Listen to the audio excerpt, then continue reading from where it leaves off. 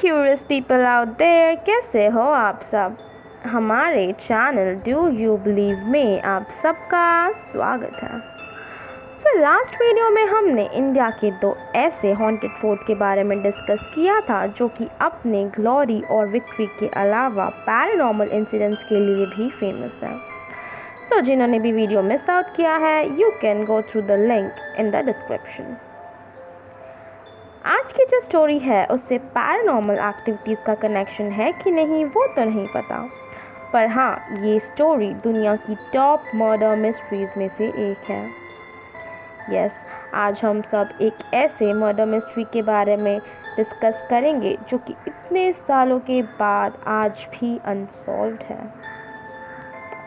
So with that said, let's begin. The Hinterkaifeck murder mystery. ये कहानी है Bavarian town की एक छोटी सी फार्म शेड हिंटरकाइफेक की, जो कि जर्मनी में है। ये फार्म ग्रूबर फैमिली का था। घर में 6 फैमिली मेंबर थे, इंक्लूडिंग एंड्रियस ग्रूबर, जिनकी उम्र थी 63 इयर्स, जो कि फैमिली के हेड थे। उनकी पत्नी खजीलिया 72 इयर्स, उन दोनों की विधवा बेटी विक्टोरिया गैब्रियल 35 इयर्स, विक्टोरिया के 2 बच्चे खजीलिया जो कि थी 7 साल की और जोसेफ जो कि सबसे छोटा था, सिर्फ 2 साल का। यहाँ पर एक कन्फ्यूजन आपको ये हो सकता है क्योंकि विक्टोरिया की बेटी, उसका नाम भी खजीलिया था और विक्टोरिया की माँ, उसका नाम भी खजीलिया ही था। उनके साथ उनकी नई नौकरानी मारिया, जिसकी उम्र थी 44 इयर्स, जो कि उसी दिन उस फैमिली के साथ में रहने आई थी। ये हंसता खेलता परिवार एक ऐसी हैवानियत का शिकार हुआ जिसने सबको खौफनाक दहशत में डाल दिया था। इसकी शुरुआत होती है मर्डर के 6 महीने पहले से, जब घर की पुरानी नौकरानी ने काम छोड़ा था।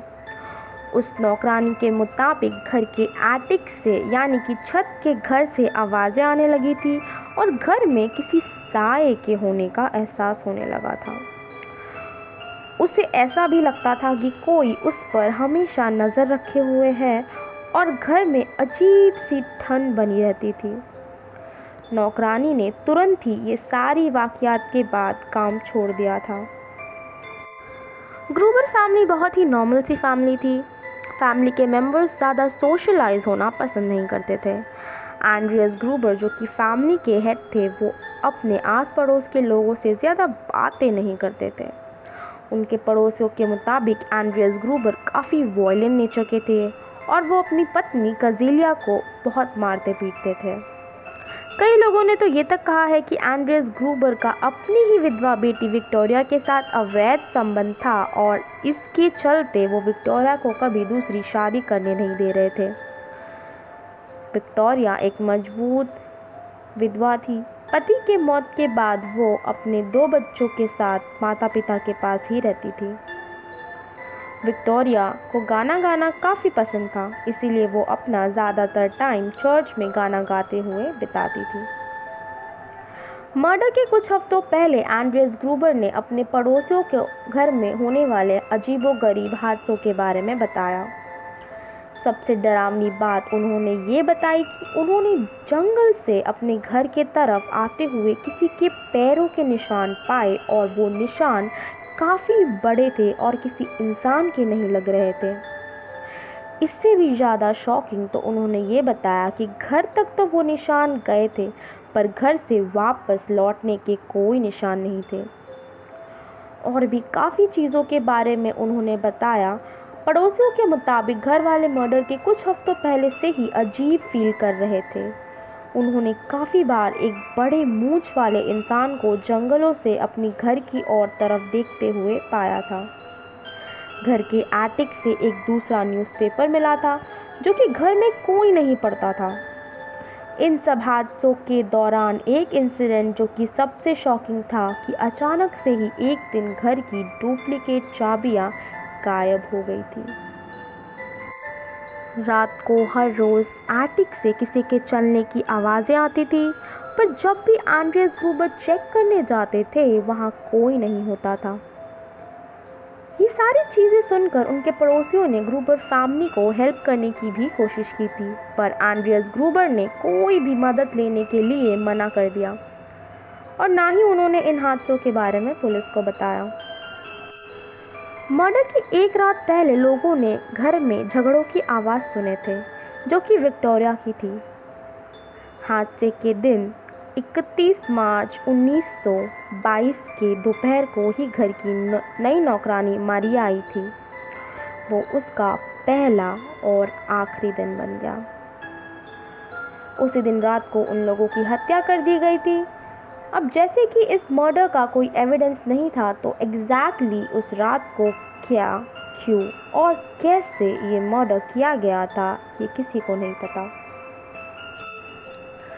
पर इन्वेस्टिगेशंस और फॉरेंसिक रिपोर्ट से पता चला कि 4 लोगों की मौत घर के बान में की गई थी, जिनमें एंड्रियस ग्रूबर, कज़िलिया ग्रूबर, विक्टोरिया गैब्रियल और विक्टोरिया की बेटी कज़िलिया थी। उन सबको एक के बाद एक करके उस बान में ले जाकर एक कुदाल के मदद से पीट पीट कर मार दिया गया। छोटी कज़िलिया ने शायद ये सब अपनी आंखों से देखा था, इसीलिए वो इतने दहशत में थी कि इसे देखकर वो डर के मारे खुद के बाल खुद नोचने लगी थी। उन सब की मौत बहुत ही बेदर्दी तरीके से किया गया था। उन सब के सर को कुदाल से पीट पीट कर तोड़ दिया गया था, जिससे कि उनके मुंह की हड्डियां बाहर आ गई थी। उन सब के बॉडी में अजीब से स्टार मार्क के निशान थे, जैसे कि किसी ने कोई सैटानिक रिचुअल किया हो और शैतान को सैक्रिफाइस किया हो। अब ये बातें साबित नहीं हुई कि उन सब को वहाँ ले जाया गया था या कि वो खुद गए थे किसी काम के चलते। हत्यारे ने बांध से निकलते हुए घर में जाकर पहले नौकरानी मारिया को उसके कमरे में उसी कुदाल से मारा, फिर 2 साल के जोसेफ को उसकी माँ के कमरे में नींद में ही मार दिया। हादसे के 4 दिन तक इस हत्या के बारे में किसी को भनक तक नहीं पड़ी। हालांकि लोग थोड़े शॉक ज़रूर थे कि वो किसी फैमिली मेम्बर को देख नहीं पा रहे थे।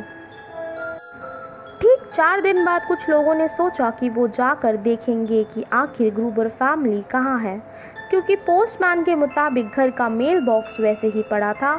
कज़िलिया स्कूल भी नहीं जा रही थी। जब वो लोग ग्रूबर फैमिली का हाल चाल पूछने उनके घर गए, उन सब की लाश को देखकर उन सब के होश उड़ गए। पुलिस का पहला शक था रॉबरी। उन्होंने लोकल चोर और गुंडों को पकड़ा, पर घर में पैसे वैसे के वैसे ही पड़े हुए थे, तो ये चोरी का मामला नहीं था। पुलिस का दूसरा सस्पेक्ट था कार्ल गैब्रियल, जो कि विक्टोरिया का पति था। उसकी मौत वर्ल्ड वॉर में हुई थी, पर उसकी डेड बॉडी नहीं मिली थी, तो लोगों को लगा होगा कि उसने शायद बदला लिया होगा, क्योंकि विक्टोरिया का अपने पिता के साथ अवैध संबंध था और जोसेफ उसी का और उसके पिता का बेटा था।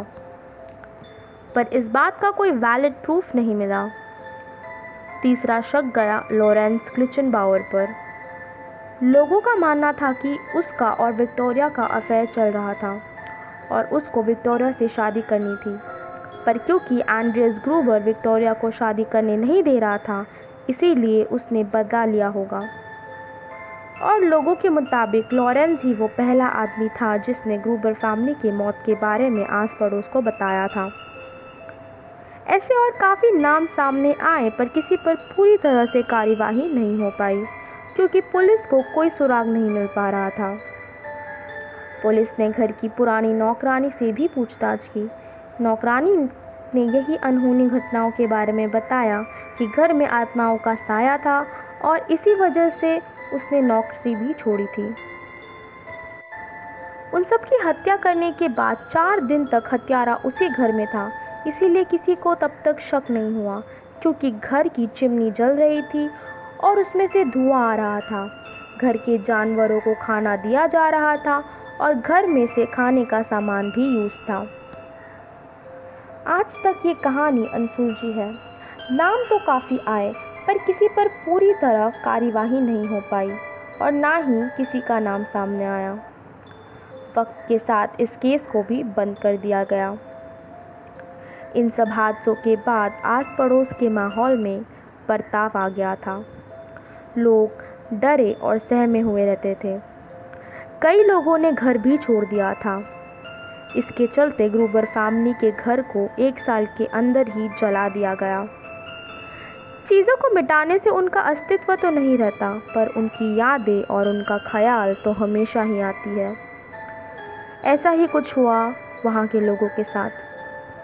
आज भी ये जर्मन हिस्ट्री का एक सबसे बड़ा मर्डर मिस्ट्री है जो कि कभी सॉल्व नहीं हुआ।